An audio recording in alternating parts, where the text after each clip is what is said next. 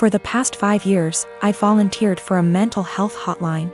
I'm deeply passionate about the hotline's work, and I've devoted huge amounts of time and energy to answering calls, training new volunteers, and fundraising. I've become close friends with many of the people I volunteer with, and I get a lot of joy out of helping people who don't have a lot of other support in their lives. I love this organization. I can't imagine my life without it. Today, the head of the organization sent out an email announcing that they've hired a new volunteer coordinator. The girl who relentlessly bullied me in high school and made my life a living hell. I was completely blindsided. I moved across the continent after graduating from high school, and I have no idea how or when this girl moved to my city. I doubt she applied for this job to deliberately antagonize me, since we've had no contact since graduation and all volunteers are anonymous. So it's just a terrible coincidence. But it still means I'm going to have to be working with a person who was unbelievably cruel to me. I really don't know what to do. Obviously, all of this was a long time ago, and it's possible she's cleaned up her act since high school. But I still hate the idea of even being in the same room as this girl. I've had her blocked on every platform for, wow, over a decade now.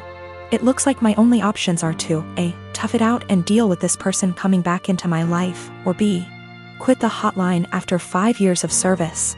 I went for my regularly scheduled afternoon shift at the hotline, and the girl just happened to be there for some kind of orientation. I wasn't expecting her to be there, so I initially just kept my head down and ignored her. A little while into the shift, she came over to introduce herself, and genuinely didn't seem to recognize me. I've cut my hair and gotten glasses since high school, so that could have been it. It was a very brief interaction, and I didn't say anything to her in return, just nodded and smiled. After she left, I asked my shift supervisor if I could speak with her privately. I followed some of the advice here, just letting her know that I have a history with this person and I'm not comfortable working with her directly. The shift supervisor was very understanding and said that she could arrange for me to only serve shifts when the girl isn't supervising. She also offered to let me schedule my shifts through her instead of through the girl, which I appreciated. Unfortunately, it seems like there will be an unavoidable level of casual interaction, given that the girl is working in the facility on a full-time, 9-to-5 basis. I think I'll be able to stick it out for now, but we'll see. The shift supervisor did ask me what I wanted to tell the girl. Vis-a-vis an excuse for my not wanting to be on shift with her, but I couldn't think of anything to say. So I left it up to her. I am a 17-year-old female, and I still live with my mom, my stepdad, and my 2 half-siblings, 5 and 7 year. My dad died when I was 5, driving me to the hospital. Mom didn't want to pay for an ambulance. He died in the crash and my leg and spine got busted up in a way that has left me needing a cane pretty much ever since. My stepdad's always been a little distant with me. He likes to make jokes about how I'm an early blooming black widow. I think he gets that from my mom, who blames me for my dad's death. I do too, it is my fault after all, so I don't push back on it. Anyway, the point is that with the current situation my parents are always looking for ways to get my half-siblings active and doing things without leaving the house, and have recently settled on scavenger hunts. I have no problem with this honestly. I wish they'd stop hiding stuff in my underwear drawer, but it's a 5-year-old and a 7-year-old, so that's not the worst. My problem though is that they keep taking my cane when I'm not looking. I tend to get lost in my homework and my writing hobby and zone out, and having it be one of the items that my half-siblings have to find. When I complain to my stepdad, he's a SAHD, so is usually the one running these things. He scolds me for being selfish and points out that my swivel chair has wheels if I need the bathroom and that they always get it to me before I have to go downstairs for dinner. I tried my mom yesterday, and she said that I was being a brat and that if I wanted a father who cared about me I shouldn't have killed my dad. I got really upset at that point and called my grandparents, my mom's parents. Dads are dead too.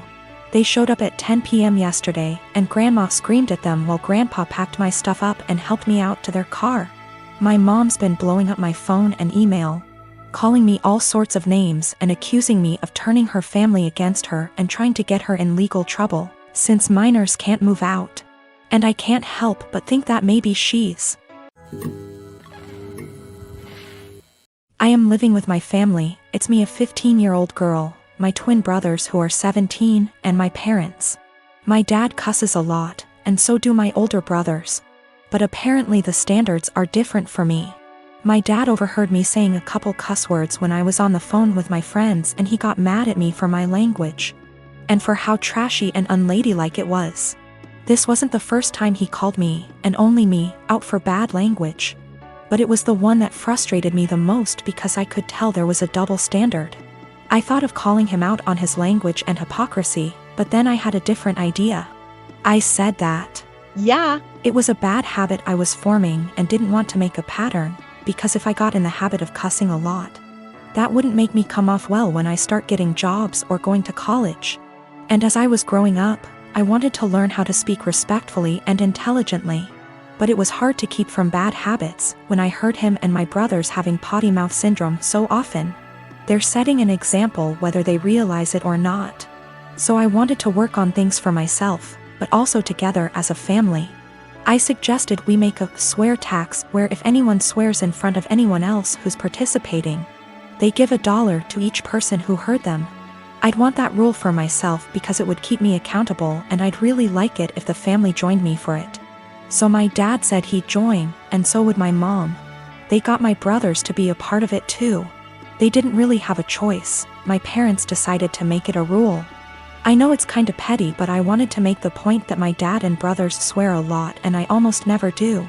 In the few months we've had the rule, I've gotten about $250 from hearing my dad and brothers cuss. And have not sworn once. It's kinda making my brothers angry because they often cuss when they're mad, and I ask them for money, so they get madder and cuss more. So I get more money until they shut up. My dad actually got mad at me too. He was having some drinks, calling his brother and talking. And I came over after and asked for $18. He actually said he wouldn't give me that much, and there should be a cutoff. He gave me $5, which sends a weird message. Like swearing is bad, unless you want to swear a lot, then it's cool?